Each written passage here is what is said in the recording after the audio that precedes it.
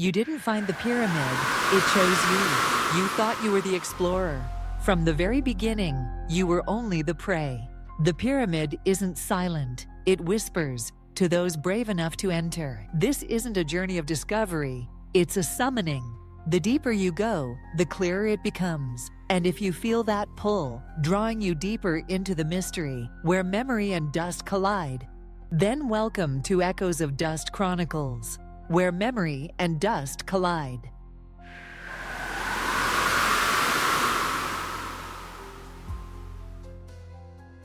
Episode 6. The Eye of Horus, the mark on my wrist. I jolted awake, gasping for air, like I had just escaped from something chasing me. The familiar room surrounded me, unchanged, yet I felt empty, lost. Last night, the dream returned, the one with the ancient box. But this time, it was clearer, more vivid, more haunting than ever. I stood before a massive stone door, the same one I'd seen countless times in the opening sequence. But this door wasn't just stone. It pulled at me, demanded my attention with an eerie force. A whisper echoed in my mind, louder now, right by my ear. Experiment. Which number? It wasn't human. It was an echo, ancient and accusing. Cold sweat dripped down my forehead as I clutched it instinctively. I tried to shake the dream, but it clung to me. The box, still sitting on my desk, was no longer just an old piece of metal. It felt alive. Something invisible radiated from it, thickening the air. Its glow wasn't bright, but dim and flickering, like a torch deep within a forgotten cave. It felt like the box was breathing. And my dream? Maybe that wasn't a dream at all. Maybe it was its dream. I stood up, drawn toward the desk. The box called to me, though it made no sound. I reached out, cold. That same chilling sensation from the dream washed over me. My fingers traced the sunken carvings across the surface until I froze. There, on my left wrist, a faint brownish birthmark, something I'd never really noticed before. But now it burned. In the low light, the mark shimmered faintly, its shape coming into focus.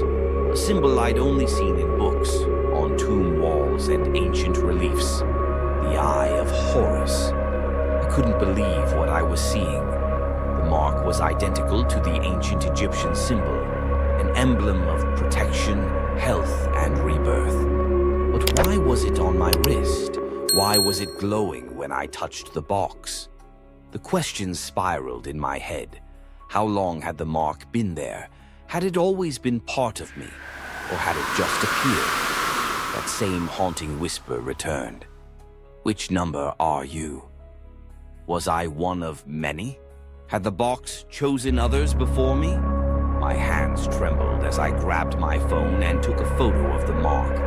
I pulled up a site on ancient Egyptian symbols, searching for images of the Eye of Horus. Dozens of results appeared. All of them matched the mark on my skin. It was all connected. The dreams, the box, the mark on my wrist. These weren't random events. They were threads in a hidden web, drawing me into something ancient. I remembered a line from a forgotten book I'd come across. True history is never written, it is erased. Could it be that the history we know is only part of the truth, and the rest hidden within this box? I knew I couldn't wait any longer. The box wasn't just a relic, it was a key to understanding my dreams, a key to unlocking the meaning behind the mark, and maybe to unlocking myself. A strange feeling swept over me, like I was standing in two worlds at once, half awake, half somewhere else, a world of rituals, of memory, of gods. I saw myself in a massive stone chamber.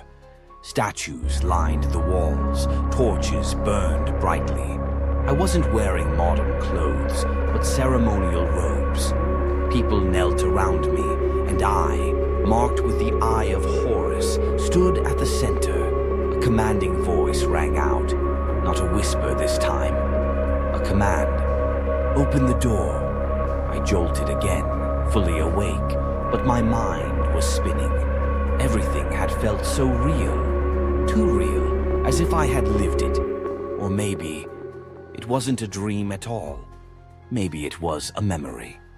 I stared at the box. It had changed. A carving of the stone door had appeared on its lid, and below it a small circular indentation, perfectly shaped for a thumb. Next to it, hieroglyphs I shouldn't have understood, but somehow I did. I looked at my wrist. The eye of Horus still glowed, hot, waiting. I looked at the indentation. Something inside me urged me forward. I knew that if I pressed my thumb into it, I would cross a line, and there would be no turning back. I reached out, placed my thumb on the mark. The eye of Horus met the lid. End of episode 6.